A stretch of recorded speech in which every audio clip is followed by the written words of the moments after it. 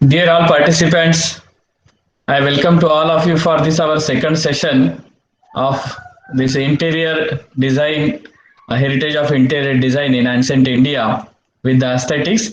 And today we will see our aesthetics parts.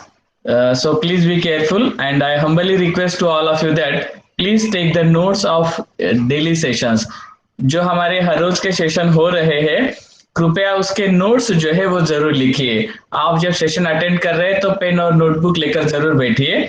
जो हमारे पहले के कोर्सेज के सारे पार्टिसिपेंट्स हैं उन सभी को ये पता है, मगर जो नए हैं उनके लिए ये रिक्वेस्ट है कि कृपया आप जरूर पेन नोटबुक लेके बैठिए, लिखिए। अगर आपको उस दिन पॉसिबल नहीं है तो नेक्स्ट डे आप सेशन होने के बाद उसका आपने जो भी नोट्स लिया है उसका सिर्फ फोटो निकाल कर व्हाट्सएप करना है। किस व्हाट्सएप नंबर पर करना है? जिस नंबर से मैं हर रोज हमारे सेशन के लिए सूचनाएं भेजता हूँ उसी व्हाट्सएप नंबर पर भेजना है। तो ये इसे याद रखिए, क्योंकि आपके सारे सेशंस के नोट्स जो है आपने जो भी लिखा है, जैसे भी लिखा है, इट्स नॉट नेसेसरी कि ऐसे ही लिखना वैसे ही लिखना, बट मिनिमम 1 पेज आप जो भी वो पॉइंट्स है वो लिख के उसका जो है एक फोटो सिर्फ निकाल कर व्हाट्सएप करना है। सो this is humble request, because आप फ्यूचर में जब कभी ये लिखा हुआ जब आप सिर्फ वो पॉइंट्स पढ़ेंगे तो आपको भी वो याद रहेगा। आप भी किसी को अगर बोलना चाहते हैं, कुछ बताना चाहते हैं, so it will be useful to all of you. So this is a kind request, and now I request to Suchita Kamat madam, please start our this today's session. Thank you, sir. Yeah. Good evening, everybody. So today, second day, we start with a session. Yeah.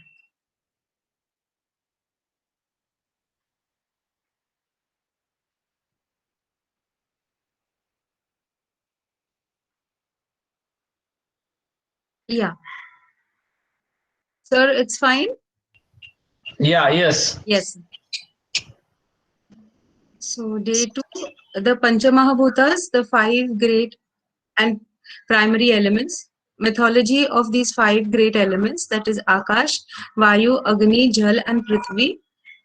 Vishwakarma in mythology, mythology behind the Vedas, ancient Indian architectural texts, what are known as Shastras, relevance of Vastu Shastra to ancient Indian society, the origin of Maya math, and a tribute to a ancient artists. So we begin with Panchamahabhutas, which are the 5 great and primary elements, and everything, all what is around, all matter is believed to be composed of these Panchamahabhutas.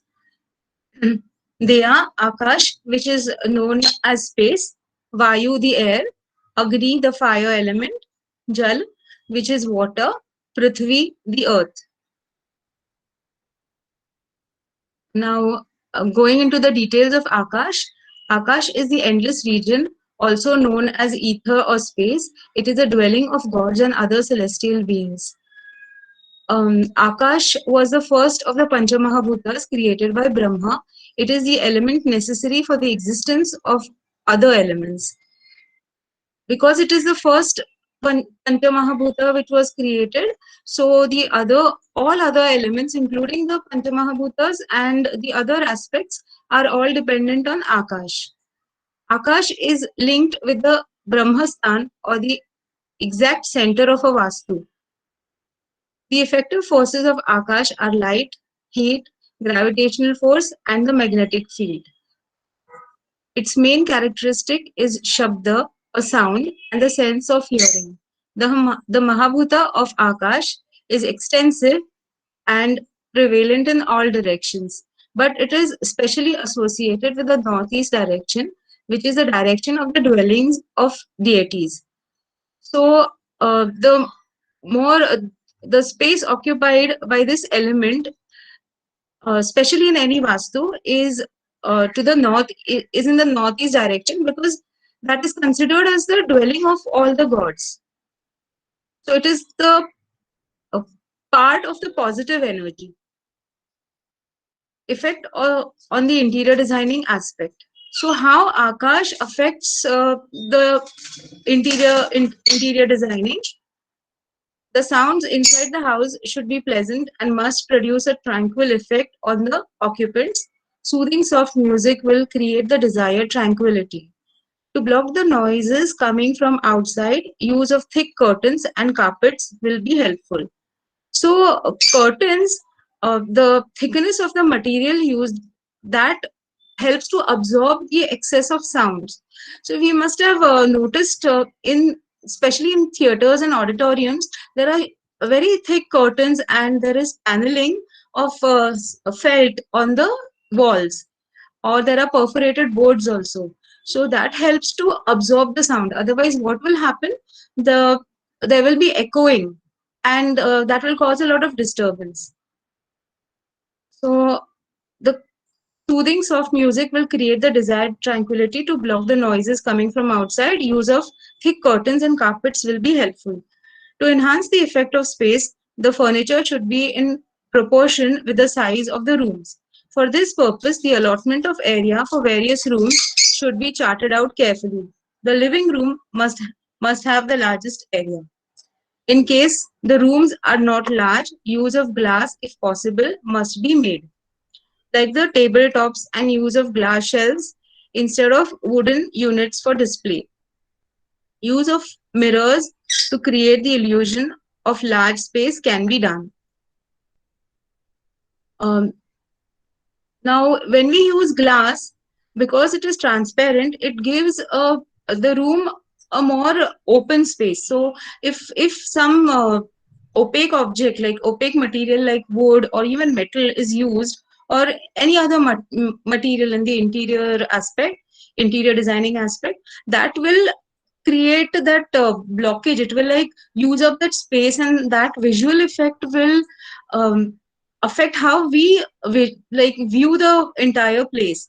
So better to use glass if the rooms are small, and mirrors help in doubling the size. It like gives an illusion of the room being double the actual size, like in especially in tiny shops, or like when the length is more and the width is less, mirrors are used on the wall. That is to give us an idea as the person enters, he should feel that it's a bigger space, because anybody likes to enter a very spacious roomy area. If it's like tiny, it's more congested, so that will discourage people. So that is why mirrors are used, and this can be done even at home, not paneling of the wall with mirrors, of course, but placing a large mirror wherever suitable and in the right position. So day curtains so the day curtains are made of such a material like lace, which is more semi transparent, so it allows the person who's inside the room to view the outside, but somebody who's on the outside of the house, like viewing, trying to look inside, will not get a clear view because of uh, the patterns on the curtain. So and since they are light, they are thin material, so it will not create that heavy effect of a thick curtain. So these curtains should be drawn close only during the day. So day curtains made from lace material and light shades for wall and furniture will help to make rooms look more spacious. Now the second element is Vayu. The air element is called Vayu. The Earth's atmosphere is composed of a mixture of gases which is known as air. We cannot see the air but can feel it. So sparsha or touch is its main characteristic. Um, it is the it is a supporter of life and is always in motion. Vayu has the qualities of both touch and sound, as we can feel the wind, and when it blows strongly, we can even hear it. It was the second of the five elements in the order of creation by Lord Brahma. It is associated with the northwest direction. Since air is in constant motion, it is said to stimulate the brain, activates the power of thoughts, and encourages progress as it has gati. Gati is speed or movement. According to mythology, Vayudev is a storm god and is also known as Vata in the Vedas and is a god of wind. He is often associated with Indra and is regarded his equal. He is described as the most handsome god and the one who moves noiselessly. He travels in a shining chariot driven by purple or red horses, at times just a pair. At times, the number of horses increases to 99, and the number might increase and go up as high as 1,000.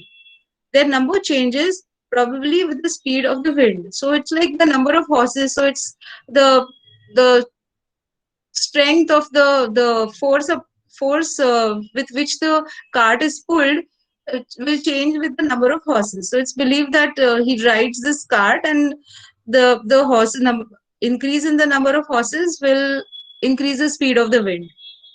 The wind blows vigorously as he travels. Vayu propels the dust too. He moves swiftly and is never at rest. The other names for Vayu are Anil, which is the breath, Marutah, the life-sustaining air, Sparshana, he who touches, Gandhana, as all smells are carried by him, Vayu or Pavan. So these are his various names. And there are many more. These are just a few. So, and the names have, the deities are given, every deity has many names. That is the at that particular incident or at that moment how the mood or what action that deity has taken, or what achievements and accomplishments, or what physical aspects of that deity are enhanced. So according to that, the number of the names are given. His iconographic representation is of a man carrying a flag in his hand and riding a deer. So he's represented as riding a deer because this is the most peaceful form. So when he's at complete peace, then he is shown riding a deer. So this is the most peaceful and gentle form. Agni, the element of fire, is closely associated with the air. Just as the sun sustains life on earth, so does Agni keep in it the spark of life. In olden days, the importance and the use of Agni was greater than it is now, as in those days electricity was not available to us. So Agni dispelled the darkness and lit the fires to cook and keep away the wild beasts, also kept the homes warm during winter, and especially wild beasts because like those were times when there were dense forests and a lot of animals would try to enter the villages. So these the Agni kept the animals away, discouraging them to enter the homes and the villages as far as possible. Fire is symbolically represented by triangles and pyramids. These shapes have great power in them and so must be incorporated cautiously when using in interior designing. Triangles must be used in combination with squares, as squares represent the earth element. This combination brings stability, success, and fortune. So, like it is mentioned that the triangles, the shapes have power. Like it becomes more like a yantra. So, the power is accumulated in these various forms according to whichever element, and that is why triangles must be used carefully and with combinations of more of the cooler elements, so that especially the earth, so that the effect is neutralized to a greater extent. This combination brings stability, success, and fortune. Mythological aspect of Agni. Agni is the god of Agni, the god of fire, is a prominent deity, as many hymns are dedicated to him. There are various accounts for his birth. Some texts mention him as the son of Diyu and Prithvi. Diyu and Prithvi are the first couple, the first celestial couple, believed to be the first celestial couple according to our mythology. Other places he is known as Brahma's son, and sometimes he is addressed as one of the 12 Adityas, who are the children of Rishi Kashyap and Aditi. And where there are these various mentions because these are the various viewpoints of people who have written these texts, or like their interpretations of certain things. In iconography, he is shown as a red man having 3 legs, 7 arms, dark eyes, and riding a ram, that is a medha, which is a male sheep. Flames are emitted from his mouth, and 7 streams of glow radiate from his body. The immortal Agni has favored the humans greatly by taking up residence with them. He is a protector of men, lord of the house, and dwells in every house. He is the mediator between the gods in heaven and the people on earth, as he carries a sacrificial matter to the gods. In old hymns, he is praised as the one who lives in 2 pieces of wood. When these are rubbed against each other, he is born. So in olden times, a fire was lit in a particular manner, and that was by rubbing these 2 sticks, which are also known as samidha, and that friction produced that heat, and the wood started burning. Clarified butter nourishes him. The worshippers of Agni prosper and have a long life, as being pleased with him, he watches over them with 1,000 eyes as they nourish him with oblations.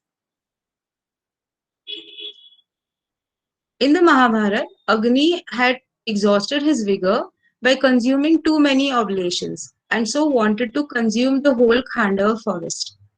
To regain his strength, Indra prevented him from doing so. But with permission from Krishna, he baffled Indra and devoured the large forest and regained his strength. So he was revitalized by consuming all the wood of the forest. And the Vishnu Puran tells that he married Swaha, from whom he had 3 sons, Pavak, Pavaman, and Shuchi. Many names of Agni. Vahini, he who is the vehicle for carrying the ahutis, that is oblations, and is the friend of the wind. So Agni and the wind are believed to be friends. And like even if you notice, any fire blazes more when it is a windy day. So in that sense also they go hand in hand, and Agni is a friend of the wind, that is Vayu. Vitihotra, the one who receives the ahuti. Jvalana, he that burns. And also Jvalana means the one who glitters and glows. Shochikesha, the one who has flames in his hair. Dhumketu, whose sign is smoke. So when there is a fire burning, there is always smoke around. So that is why he's also known as Dhumketu. Jala. Jala, the water element. Water too plays a vital life-supporting role and thus is of religious significance. It is involved in cleansing and revitalizing. It is symbolically represented by the fish and even by semicircles. The lord of water is Varun, also known as Jaleshwar. So the fish symbol is supposed to uh, many old houses have the symbol of twin fish. So it's believed that the fish symbol protects the house. So water is essential for life. Being a fluid, how we store it is important. Loose fixtures can cause a lot of water wastage. Also, its leakage causes damage to the building structure and disfiguring of wall finish. So it must be dealt carefully. Used creatively, it can be the best decorative feature as a small indoor water fountain or in a fish tank. It helps to calm the body and mind. So it is also there is a this belief behind this that the fish, when a person, especially somebody who has high blood pressure or who who is agitated at the time being, so if there is a fish tank and you watch the movement of the fish as they glide and as they swim in the water, it creates a very calming effect. So that helps in controlling blood pressure to a little extent, maybe. In some references, we find that water is Varuna's dwelling and he is the god of the ocean. In iconography, he is shown as a man seated on a makara. So this the image shows a makara here. There are many beautiful ones also. This is like the one which I could put up here. But our temples have a lot of these of makara images, and makara is also the vahana or the vehicle of Ganga.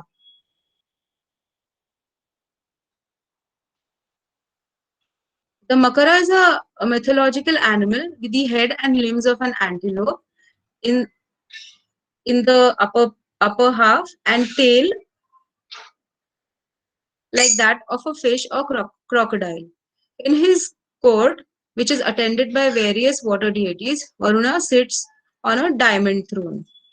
And as Varuna sits on the makara, he has a patch, a noose in his hand, which he keeps.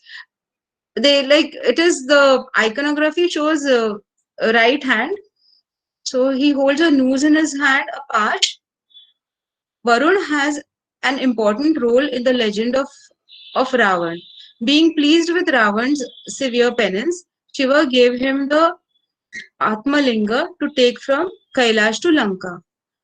Ravan was on his way to Lanka with the Shivlingam, and this created fear among the gods as he would grow very powerful, and then that would create problems for the gods.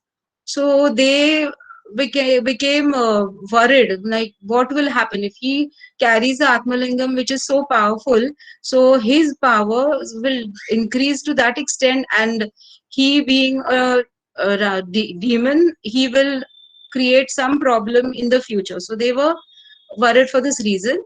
So Varun had an important role in compelling Ravan to keep the Shivlingam down. So, like as always, when there is any crisis, or the gods come together and they find a solution, they go to one of the Trinity and they ask help of one of these gods, and then a plan of action is made, and other gods also help, and the problem is dealt with. As instructed by Shiva, it was if it was placed on the ground, it would permanently get fixed and could not be moved from there. So there was a condition of taking the Shivlinga. Ravan was supposed to carry it in one go without stopping or without placing the lingam on the ground. Varun was to enter the body. So now what work Varun had? Varun was to enter the body of the demon king and create in him an urge to urinate. And for doing so, he would have to give the lingam in the charge of someone else in order not to keep it on the ground. And then there is a certain like after he finishes his nature's call, then there would be the thing of like cleansing himself with water, and that will take a little long time. So they planned this thing, and Lord Ganesh took the form of a cattle grazer and took charge of the lingam. And he, as a little boy, he came, who was grazing cattle, and he offered to hold the lingam. But then it took around so much time that uh, Ganpati kept the lingam down. And when Ravan came back, he asked for the lingam. He said, "You took much longer, and I couldn't hold it. It was heavy. I'm just a little boy." There are other references of in, uh, Ganesh.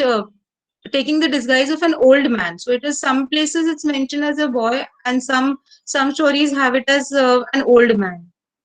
Varun is known by other names like Prachetas, the wise, Jalapati, the lord of the water. As he holds the nose, he is known as Pachi, and Yadapati, sorry, the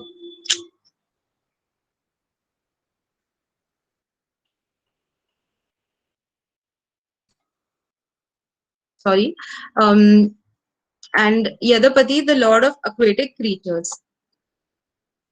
Prithvi. So the next element is Prithvi. The earth element is known as Prithvi and it governs the southwest direction. According to Vastu Shastra, if the southwest in a plot is raised, then it is the best to buy such a plot as it is considered to bring wealth and good fortune to the owner. So these are all the ancient beliefs. So that then because the symbol of the earth is the square or a rectangle, probably the representation of a field. The earth is associated with sweet smelling flowers and fruits which are borne by her. The holy cow is also the symbol of the earth. So now how the holy cow is related to the earth. So there is another mythological incident about it, a story behind it. So before going into that, let us see the names of the earth. The earth is also has also many other names like Jantumati as she bears all living beings, Prithvi as she is considered the daughter of King Prithu, Dhara the steady one, and Kshama the patient one. The mythological aspect of the holy cow symbol and how the earth got the name Prithvi. Dhyu, that is heaven, and Prithvi, earth, are the oldest Vedic divine couple. As I spoke earlier, they are considered as the first divine couple, and they produced everything. They are the creators and the preservers of all living beings. So everything in the sense the living aspect, the all the living beings like plants and animals and all that aspect. They possess the qualities of being great, wise, and energetic. So, for a long period, the earth was believed to have a very rough surface. So, the birth of Prithvi, as given in Vishnu Puran, King Vena was the descendant of Swayambhu Manu. When Vena came to the throne, he issued a proclamation prohibiting all worship. Hence, he was immortal. Sorry. Hence, he was immoral, adharmi. The sages strongly opposed this order, but he ignored them. So because his order was such that that would again make everyone go on an immoral path, and the sages, the rishis, did not want such a thing to happen. So they decided to kill him. They went against his order. First, they requested him, but he did not listen to them. He insulted them a lot. And finally, their patience wore off and they decided to kill him. In anger, the sages killed Vena with blades of consecrated kusha grass. So this is the image of King Vena after being killed by the rishis. So Vena had died without an heir. So the sages rubbed the right hand of Vena's body, and from it was produced Prithu, who became a caring and righteous king. So now why he was named Prithu? Because Prithu was born from the big palm of the hand. So the king's hand, from his hand, the this way Prithu was born. So that is how he got his name. The earth was parched and barren as there was drought. Since the earth would not produce food for the people, Prithu got angry. And since he was a caring king, a very righteous person, he cared for the good of his subjects, and he got angry. Like, why? What is the issue? And he he could not he could not control himself, and he chased the earth uh, to kill her. So the earth took the form of a cow. She told Prithu by killing her, he would make matters worse. Instead, he should leave the ground. Sorry, he should level the ground, as during the past Manvantaras, the earth had been uneven. She asked him to provide her a calf for whom she would produce milk. So, and this milk, after the calf drinks, it's full, and the milk continues to flow. The uh, king could use that milk to nourish the earth, and then the earth would revive. And since it was not even, he was ordered to first even the soil. Rather, it was a request by Mother Earth that you even up the soil, so that more farming can be done and people will be able to live a better life. Since Prithu, on this advice, King Prithu made Chakshushma Manu the calf, and the earth now produced milk. Prithu milked the holy cow and let the soil soak the nourishing milk. Since Prithu was able to revive the earth, he became her father. Thus, the earth came to be known by the name Prithvi. Had he not revived and had he not listened to her, he would have surely killed her. So, in that sense, because he has given her a kind of a second birth, he becomes her father. This incident took place in the Chakshusha Manavantara, in the beginning of which the earth had been uneven and there had been neither agriculture nor breeding of cattle. Now, coming to Vishwakarma, Lord Vishwakarma in mythology. So, Vishwakarma in mythology is the son of Lord Brahma. He is the architect of the whole universe and the architect of palaces of gods. He is an important deity related to Vastu Shastra and is also known as Twastra. And there are, like, since every deity has some other aspects, and there are other stories, you might come across other stories where he is a Swayambhu, a self produced deity, and some places he's shown as a son of Brahma. The divine craftsman Vishwakarma had has 4 hands, wears a crown, abundant jewelry, and holds a pot, a book, a sutra, which is a cord for measuring, and craftsman's tools in his hands. His throne is decorated with various tools. So around his throne, there are various tools. Rigved describes Lord Vishwakarma as a god with multi-dimensional vision and one with supreme strength. So it is essential for any creative person to have a vision which is beyond the normal. Like, a person should be able to visualize things before creating it, so that way he will be able to give his best. So he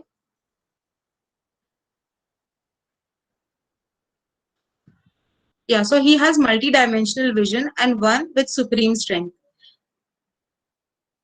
The In the 10th mandala of the Rig Veda, there are 2 suktas describing the creative powers of Vishwakarma. It states, Rishi Vishwakarma, the creator of all that is in existence in the animated world, who as a designer executed the creation of the earth and heaven.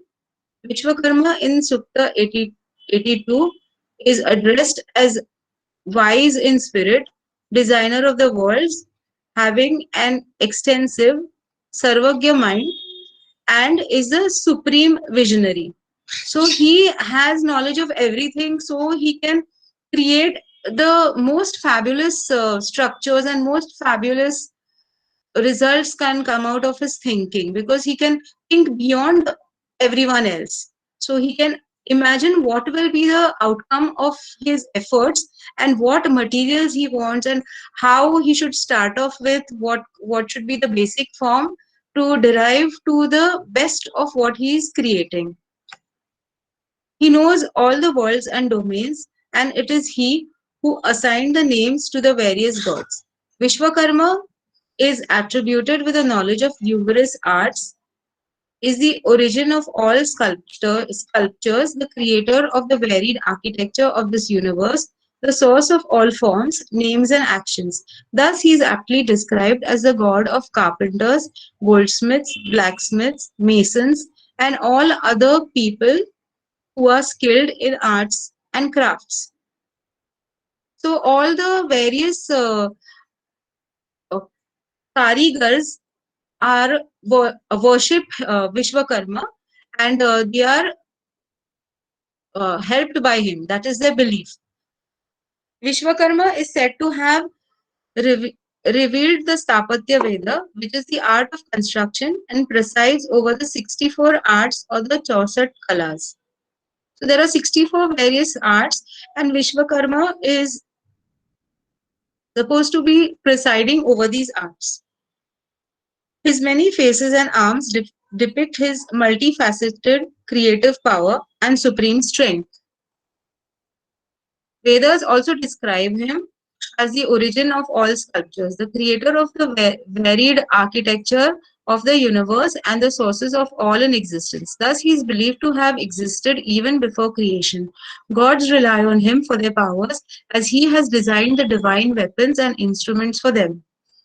He is beyond description, nirguna, and formless, nirakar, and as high as the Meru mountain. So his fame is that much that, and his powers are that great that he is believed to be as high as Mount Meru. He is adorned with numerous ornaments and is clad in yellow clothing and rides on clouds.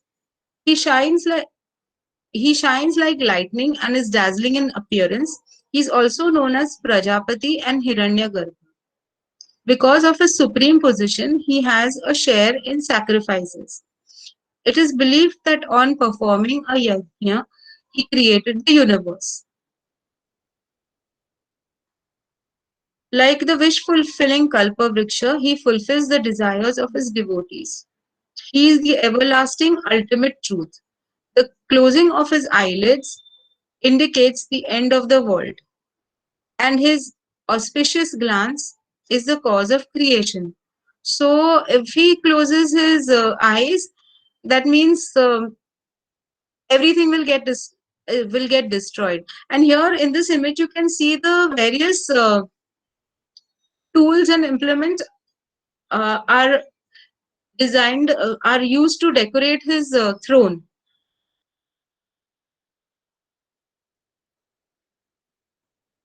As Swayambhu Vishwakarma, that is self-manifested, he not only created the universe but initiated sacrifices. In later times, he assumed the form of Tvastra Brahma, and in this form, he took up the role of the architect of the gods. His architectural accomplishments. He built the heavens and palaces of gods like Indra's palace, Vaijayanta, Kubera's Alkapuri, and later the Pandavas' palace of Indraprastha. So, Indra's domain is known as Amravati, and at the center of Amravati is his palace called Vaijayanta. As Twasra, he created many of the chariots, including Pushpak of Kubera, because Lord Brahma asked Vishwakarma to create a chariot for Kuber, and Vishwakarma created the flying Pushpak Viman. He designed the thunderbolt, the Vajra of Indra, the lance of Kartikeya, the trident of Shiva, and the discus of Vishnu. So the Sudarshan Chakra of Vishnu also was designed by Vishwakarma. Now, how all these weapons came into being, from what material? So let's see that. According to an interesting mythological incident related to the sun god Surya Narayan. Twastra, his father-in-law, is believed to have filed the sun to reduce his teja, that is, the Surya's brilliance. Sangya, and sometimes it's also pronounced as Saudnya. So, Saudnya or Sangya, the daughter of Twastra, was married to Surya. She could not bear the brilliance of her husband. So every time the sun god would approach his wife, she would close her eyes and like she would try to stay away because the brilliance was too much for her to bear. And this was taken in a little different way. The sun god did not like it. Why? Like he felt that she dislikes him, so he was a little upset with her, and there were certain problems.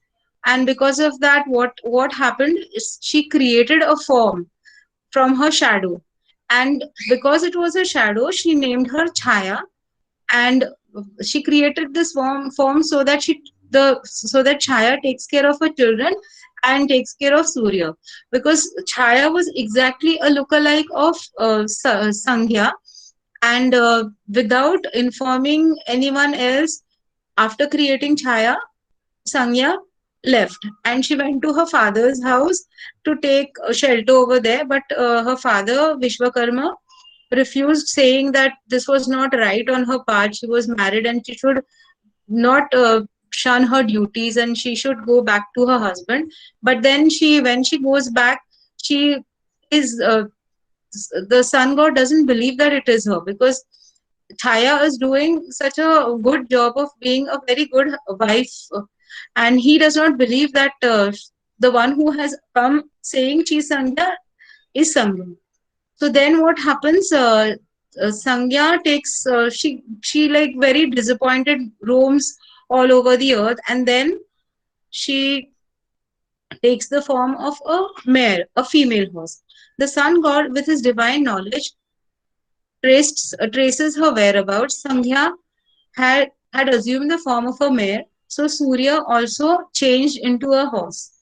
And then later he realizes that there is some other issue takes place, because of which he realizes that the one who's living with him is not Sangya but somebody else. And then Chaya confesses that yes, I am her. She has created me, and then he takes the form of a horse and he follows her and he convinces Sangya back. He convinced her to return home with him. Surya realized that it was due to his brightness, that his Teja, that his wife had left him. He did not want his wife to suffer. So he went to Twastra, his father-in-law, and requested his help. So now what Twastra did, Twastra reduced the sun's brightness by 1/8 by using a stone to file him. And he filed a layer of the sun, a part of the sun, so that that would reduce his the intensity of his brilliance, and he would become bearable for his wife, and there wouldn't be any problems. But in this process, a little of the Surya's feet suffered damage. So there is a story. There is another aspect like which says that the Surya's feet got a little damaged because in this bargain. Thus, in many images, the idols of the sun god, you can observe him wearing high boots, and the part which was removed did not go waste. So now, what happened from that? It is believed that this was used by Vishwakarma to create the weapons of gods. He made Shiva's trident, the Trishul for Vishnu. He designed the Sudarshan Chakra, the lance for Kartikeya. The architect of the flying automated chariots of gods. So he is attributed to be so good in his work and so creative and so advanced that he created flying flying chariots which did not need any control. They were like automated chariots. Lord Vishwakarma is known to be the designer of all the flying chariots of the gods and all their weapons. With, and these weapons had divine attributes, of course. When the Tripurasuras turned evil, and Shiva was on his way to kill them, Vishwakarma made a suitable chariot for Lord Shiva, which was made entirely of gold. He also made a bow and arrow for Shiva. So, the various parts of how he made this divine flying chariot. The sun and the moon were the wheels, and the 6 seasons were the rims of the wheels. The four Vedas were the horses of the chariot, because the Vedas are divine knowledge and they guide everyone. So they became the horses to guide the chariot. The clouds constituted the banners of the chariot. Brahma became the charioteer. Mount Meru became the bow. Vishnu was the arrow, and Agni was the tip of the arrow. And Shiva set ahead to kill the Tripurasuras. The story of the Tripurasuras comes a little later. The designer of the weapons of gods. Vishwakarma designed the Vajra, the sacred weapon of Indra, from the bones of sage Dadichi, the Agnyastra for god Agni, and many more weapons for various gods. So these two are the famous weapons which most of us have heard about or have come across. So I've mentioned just these two. The bow called Vijaya for Shiva to destroy the cities Tripuras of the Tripura Sura brothers. So these were three cities, that is why they were known as Tripuras. This bow was later, so the Vijaya bow was later given by Shiva to Parshu, Parshuram to fight the Kshatriyas who had turned evil. For Shiva, the Trishul was another weapon crafted by Vishwakarma. Vishnu's Sudarshan Chakra was also Vishwakarma's creation. Mythological cities created by Vishwakarma. The cities of Indraprastha, Hastinapur were built by Vishwakarma. Dwarka of Sri Krishna was again built by Vishwakarma. The Swargalok, that is the entire heaven, with the abodes of various gods, was his creation.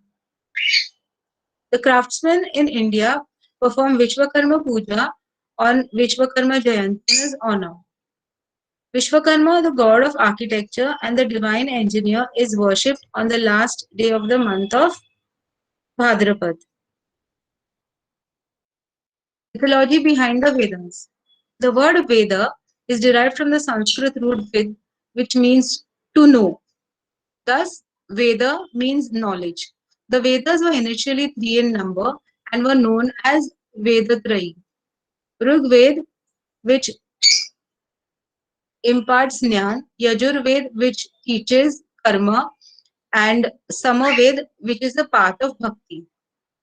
Atharva Ved, which is an amalgamation of the three, so certain parts have been added and made into the Atharva Ved, was composed as the fourth Ved in a later period. All four are the foundations of the supreme fountainheads of knowledge, religion, and life. When the Supreme God created the universe, propagation of intelligent life in this material world took place. His sublime energy, which was the pure vibration known as Shabda Brahma, the vibration which we all know, which is Om, and Shabda Brahma spread it into the entire universe. This spiritual energy encompassed every corner of this material world. It is said that Lord Vishnu imparted the knowledge of the Vedas to Lord Brahma, who taught them in his to his four mind-born sons, the four Kumaras. So these are the names: Sanat Kumar, ever youthful; Sanand Kumar, ever joyful; Sanak Kumar, ancient; and Sanat Kumar, eternal. These Kumaras were embodiments of pure qualities. They led lives of ascetics and roamed around at their free will, with their cosmic powers all over the universe. They were so intelligent that they learned the Vedas while they were infants. At around the age of 5 or 6, they learned the Vedas. And what they did is they wanted to stay of that age, so they requested their father that they will not go ahead with any propagation of life, and they will like to live the lives of ascetics and teach knowledge. What they had gained, they would like to impart it to others. So Narad Muni and Maharaj Prithu, who imparted the knowledge of the Vedas to other rishis, received the knowledge from the four Kumaras, thus spread the divine knowledge among the human population. It is believed that initially there was only one collection of knowledge, which was vast and difficult. It is said Krishna Dvaipayan Vyas or Ved Vyas foresaw that the people of the present Yuga, that is the Kali Yuga, would not be capable of memorizing the Vedic knowledge, which was previously only one large body of knowledge. So, for the convenience of the generations to come, Vedavyas divided the extant material of the Vedas into four groups. So, the vast body of knowledge was divided into four groups, and he taught them to four of his chief disciples. He had five chief disciples. So, of them, he taught four the Vedas. Shishya Paila was taught Rigved, Vaishampayan, Yajurved, Jaimini, Samaved, and Samantu was taught the knowledge of the Atharva Ved. These disciples further rearranged their portions of the Vedic text and taught their disciples in turn, who further compiled the knowledge of each Veda in sub-branches, which came to be known as Shakhas. To his fifth disciple, that is Romaharsha, he taught the Puranas and Itihas. So what I mentioned, five disciples, so he did not do injustice with the fifth. He taught him the Puranas and the Itihas. As regard Rigved, it is said to have had 21 such shakhas.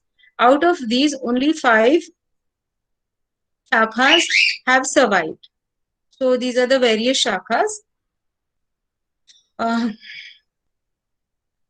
Stapatya Veda is a part of Atharva Veda.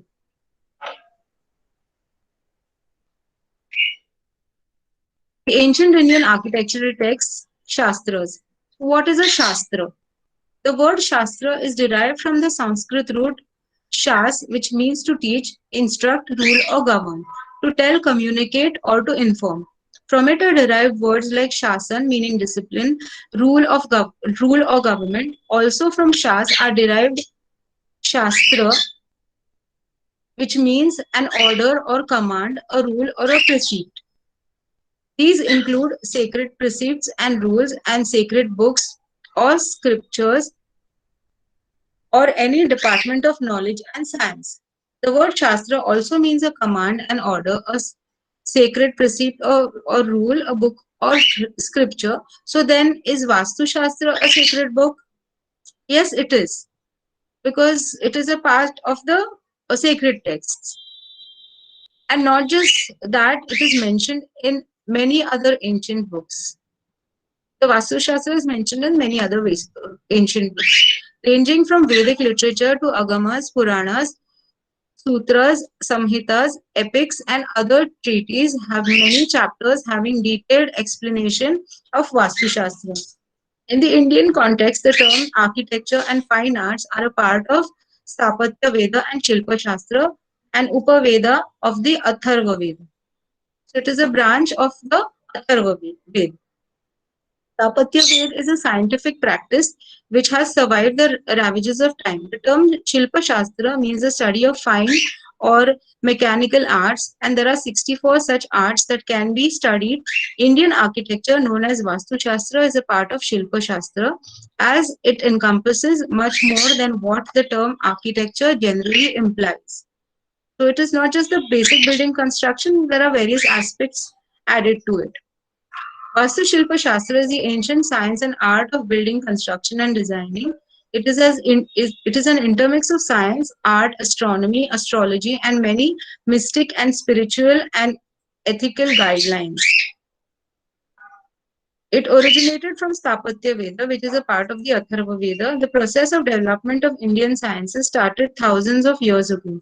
We come across many references of cosmic distances, medicine, and various branches of science in many ancient sacred books, in stotras and shlokas. So there are many references of various aspects, like even the distance between the earth and the sun is mentioned in one of the shlokas. Many great rishis and scholars have contributed to this development.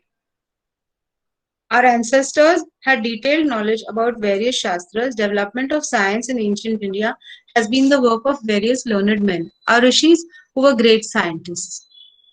In India, the art and science of building construction and beautification is also as ancient as any other discipline. There are numerous texts in the discipline of housing, which is known as Vastu Shilpa Shastra. The ancient texts on Vastu Shilpa Shastra are the Kashyap Shilpa Shastra, Vishwakarma Vastu Shastra, Samarangan Sutradhar, Vastu Shastra, Maya Vastu, Bhrigu Samhita are just a few. Ancient scholars and great sages like Bhrigu, Kashyap, Vasishtha, Atri, Vishwakarma, the divine architect, Mayasur, Varahamihira, King Bhoj, and numerous others have enriched and furnished the knowledge of Shilpa. The sages and scholars who composed the principles of the Vastu Shilpa Shastra took into consideration numerous factors like the effect and influence of the celestial bodies like the sun, moon, planets, and their energies, heat, light, gravitation on the earth, and the biosphere. They also took into account the influence of the earth itself, like the magnetic field, earth's gravitational force, the atmosphere, the wind directions, and speed, climate, etc. Thus, Vastu Shilpa Shastra is a complex and elaborate field. It is important to have a proper designed house which imparts pleasure to its occupants. Such a house will be an abode of good health, wealth, happiness, and peace. All ancient houses, villages, towns, and cities were built on the principles of Vastu Shastra, which is for the betterment and welfare of all. Our rishis had the precise knowledge of the change of these energy fields to get the desired beneficial results. That is why houses, according to Vastu Shastra, have certain specifications to get the best results. So Vastu Shastra was essential and served as basis of all planning, designing, and construction. Vastu Shastra is the art of correct positioning and correct setting so that a person gets the maximum benefits of the Pancha Mahabhutas, the five basic elements, and the energy fields. By it, one can benefit not only from the Pancha Mahabhutas but also from rotation and revolution of the earth, the magnetic field, as all these elements greatly affect us in a subtle way. Site selection is very important factor according to Vastu Shastra. A site is affected by many factors like shape, proportion, references to cardinal directions and location, and re- will either radiate positive or negative energies. Thus, a site will affect the fate of the users of the Vastu. So, according to the energy, the Vastu will work for the uh, occupants.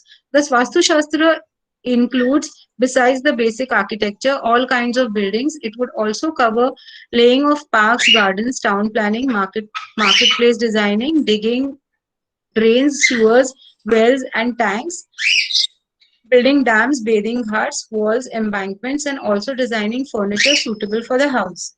Besides these, carvings of sculptures of deities and famous personalities is also a part of Vastu Shastra. It is because our ancestors had the knowledge that any form created a concentration or dispersal of energy, both cosmic and earth energies. Even practices such as selecting a site, testing the soil of the site, and determining the cardinal directions of the site are all part of this ancient science of architecture, better known as Vastu Shastra. Vastu Vidya or Vastu Shastra is so comprehensive and broad in its discourses that it is almost existent with Shilpa Shastra. The Manasara of Mayasura explains Vastu is where the gods and men reside. Sanskrit word Vas, which means reside or sit. This is the ground or the dhara, the principal object, as nothing can be built without it. Buildings or harmias, conveyance or yarn, and an object to sit, like a couch or bed or a Prayanka. Town or city planning would primarily involve the use of planned use of ground and buildings, not only direction but also slope of land, path junctions around the plot, approach roads, shape of plot, location of hospitals, crematorium, etc. have to be taken in consideration during plot selection.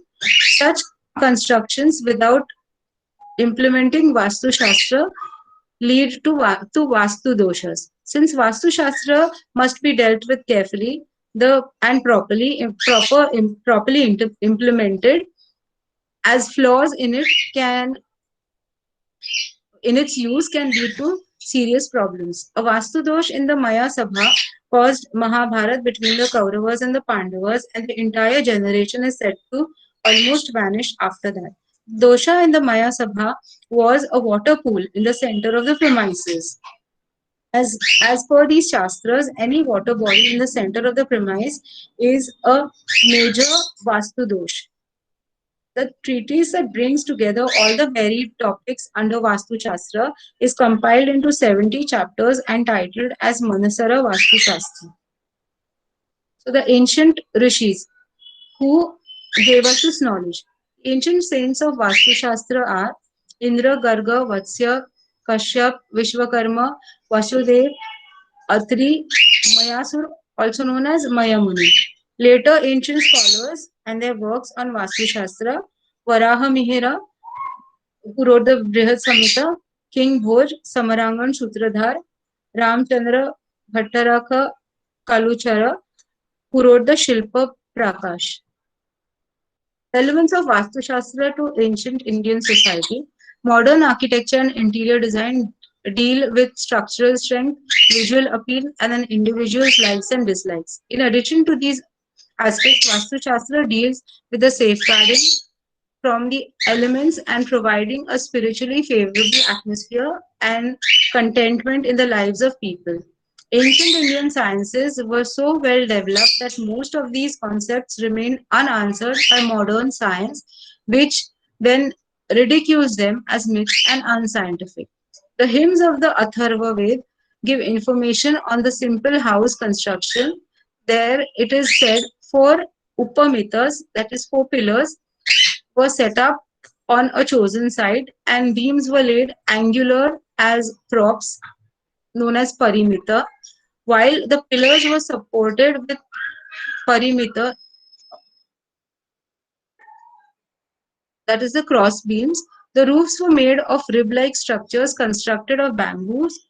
Walls had grass bundles.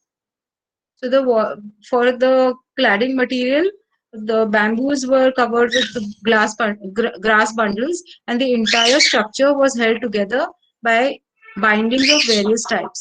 These houses had many rooms, and they could be securely locked up. This is according to the Rigveda.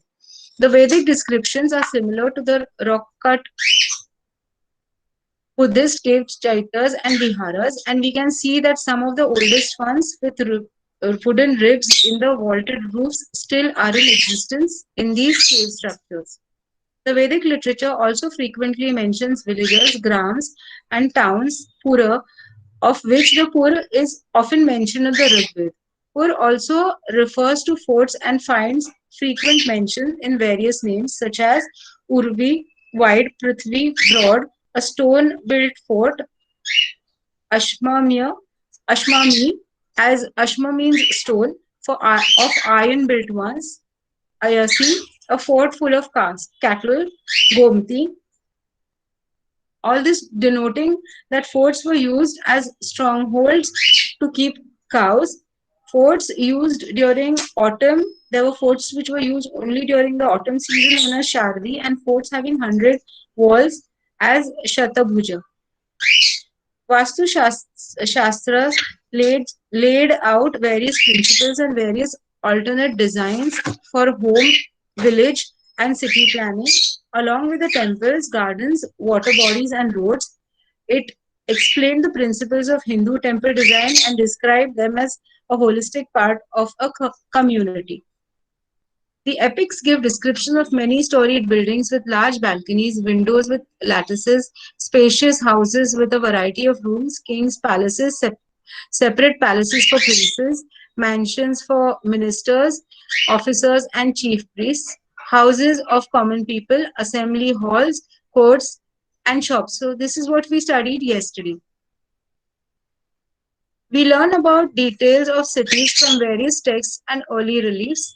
Mauryan era cities like Patliputra were built on established principles of construction which had developed over many years. From the ancient texts, it is quite clear that the writers of these verses knew about fortification, villages, towns, forts, carved stones, and brick structures. The basics of architecture were already in use. These were handed over from generation to generation, most likely through oral tradition of memorizing. Houses should have living rooms, restrooms, storerooms, halls for services, halls attached to bathrooms. So they probably were used as changing rooms, passages connecting rooms, mandapas, the tanks for storing water. The inner chambers were divided into three parts: a little square, a little square hall, Shibika Garbha, rectangular halls, Ayat Garbha, and inner courtyard, Harmya Garbha. Alindas, verandas were an essential feature present in prasadas or mansions. Descriptions of cities, that is nagaras, large palatial mansions, multi-storied buildings, verandas, arches, and victory pillars, which were known as kirti stambhas, prakaras or compound walls, and various other structures were a part of ancient Indian construction. The city of Ayodhya mentioned in Ramayana was similar to the town planning guidelines of the Mansar. The origin of Mayamat. The Mayamat of Mayasura is about architecture of homes, the site for construction of dwellings, examination of soil, the system of measurement used, origination of villages and towns. It also deals with temple architecture. Not only this, but it gives importance to various features used like gates, doors, windows, pavilions, vehicles, and furniture like beds and different types of seats. Maya was not only a great architect but also had deep knowledge of astrology. So it was essential uh, to have knowledge of astrology so that the construction is made perfect. He is believed to be the original author of the Surya Siddhanta, which is said to have been taught to him by Suryadev personally.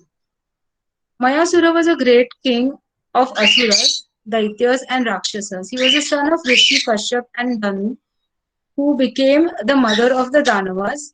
Mayasura lived for 2 yugas. So it is believed that he lived for the Treta Yuga and the Dwapar Yuga and was the father-in-law of Ravan, the king of Lanka. Mandodari was his adopted daughter. He was the guru of Mayavi Danavas and a great architect and had built many fabulous cities and palaces. Maya was very proficient in architecture. In order to improve his skills, he did penance in the Himalayas to please Lord Brahma. His tough penance bore fruit, and Brahma granted him, please excuse me, I have birds in my house and I leave them free. So there is some noise outside, so they are a little agitated. So please bear with the noise. I'm really sorry for this. Yeah, please don't worry. Please don't worry about that. It's okay. It's okay. Yeah. Yes, sir. Because they like to interact with me, and I'm talking, and I'm not giving them any response, so they are more irritated or like little troubled. Sorry. It's okay. It's okay. No Yes. problem. No problem. So you can conclude this session Yes, because sir. now its time is also over. Yes, So sir. you I'm can really conclude sorry. it, please. No, Yes, no, sir. no problem. Please. So then, shall I show the next slide? Because this is about Mayasura. I'll just Yeah. show the It's slide. I will okay. not read, so the Yeah. It's okay. participants Okay. can take the screenshots if they want. Yeah. Because It's it is the okay. No problem. story of Mayasura and the Tripuras and the Tripurasura, which I mentioned earlier. Yes. So Okay. this Yeah. is the second slide of it. Sorry. Yes. It's okay. Okay. Yeah. Yeah.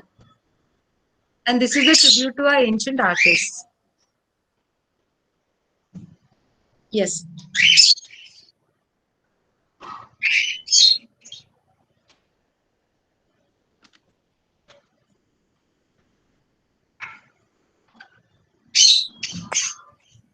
Vastu importance के बारे में विक्रम भारद्वाज जी ने पूछा है। अगर हम वैदिक और उपनिषद और इनके हिसाब से अगर देखेंगे तो हाँ उसका ये था, बट आर्कियोलॉजिकली इसमें अगर हम शिला शासन में वगैरह ये करेंगे तो शायद इसके बारे में अभी तक कोई जिक्र हमें पढ़ने में नहीं आया है।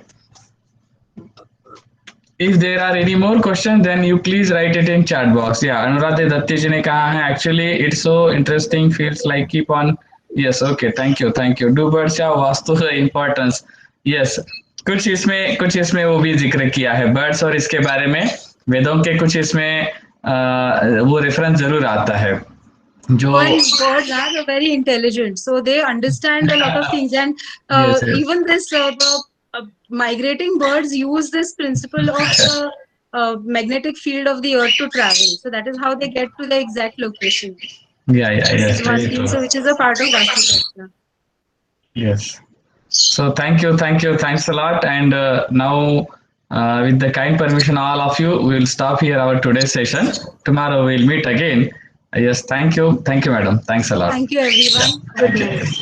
Thank you, ma'am, for a wonderful Shailesh, if session. you have questions, you can Thank please you. send on WhatsApp. Shailesh ji, अगर आपको कुछ सवाल है तो जरूर WhatsApp पे भेजिए, हम कल के इसमें उसका जवाब जरूर देंगे. Yes, okay. Thank you, madam. Thank you. Good night.